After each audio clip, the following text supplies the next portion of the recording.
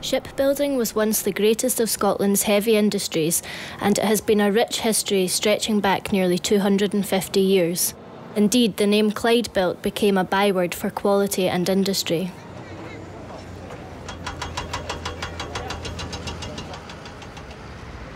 The River Clyde was the heart of the city. The Clyde was not a natural port river as it was too shallow. In the 19th century, the Clyde was further deepened and widened with a massive dredging project. There used to be lots of big shipbuilding companies in Glasgow. There was John Brown, there was Yoker. Yarrow is one of the big companies. And they were built all the way along the Clyde from Glasgow all the way down to Clyde Bank, and both sides of the river actually, be all the way down to Gourock and Port Glasgow.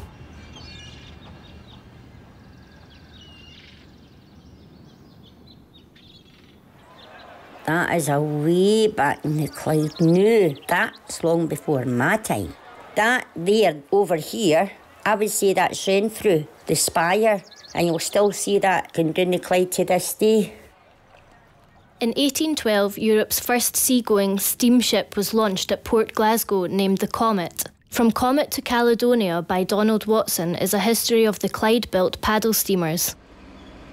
In the 20th century, the Clydeside shipyards built some of the most famous ocean liners, such as SS Persia 1900 Greenock and RMS Lusitania 1906.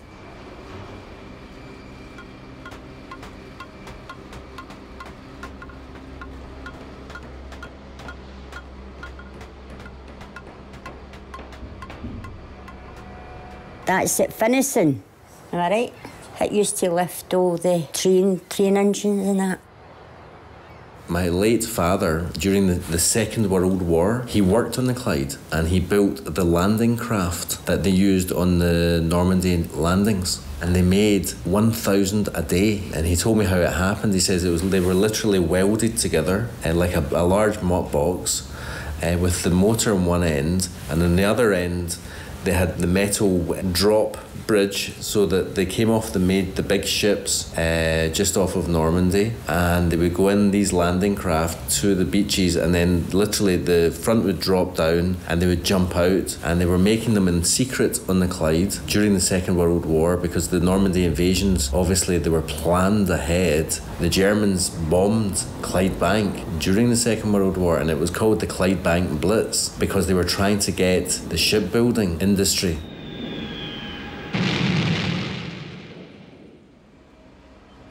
By the end of the 1950s, the rise of other shipbuilding nations, recapitalised and highly productive, made many European yards uncompetitive. That's the plates. The men couldn't carry them, so they would put onto that and rolled along to whatever they were wanting to do with them. But it was a dangerous job, I think, that they had. And I think they really had to have their skills and their things about them.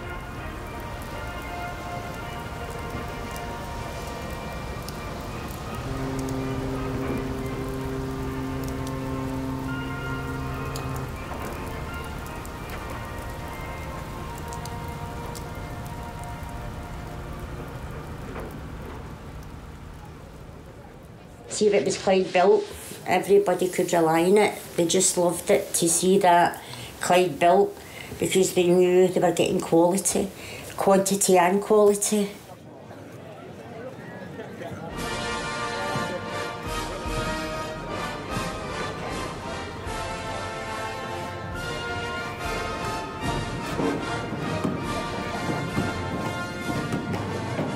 I went to see Britannia getting launched, and that was just wow. I mean, being small and looking up at this great big ship, we were like that. And then when it was started to, when they launched it and they hit, this bottle came crash, and as the ship went down, everybody started singing Rule Britannia, Britannia rule the waves, and the hairs in the back of there were only small, but I felt proud, and I felt that I was part of something.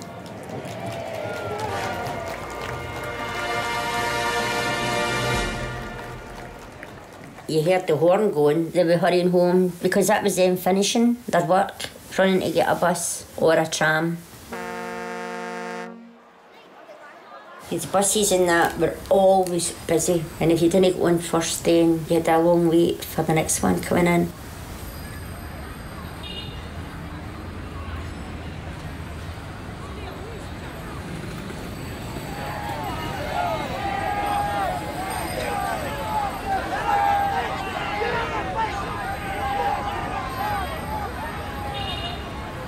The Upper Clyde shipbuilders, which was the union, said we want certain conditions, etc., and they were not being offered.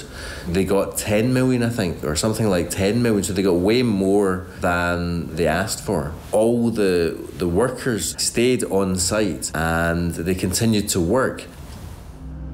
However, by the mid-1960s, shipbuilding on the Clyde was becoming increasingly uneconomic and potentially faced collapse.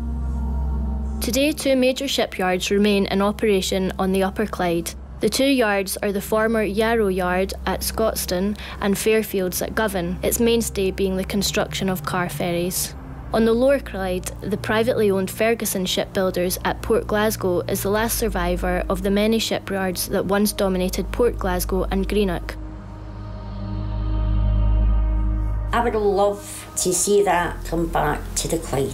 If I had the money, for one reason, became a billionaire, I'd open up the Clyde building ships.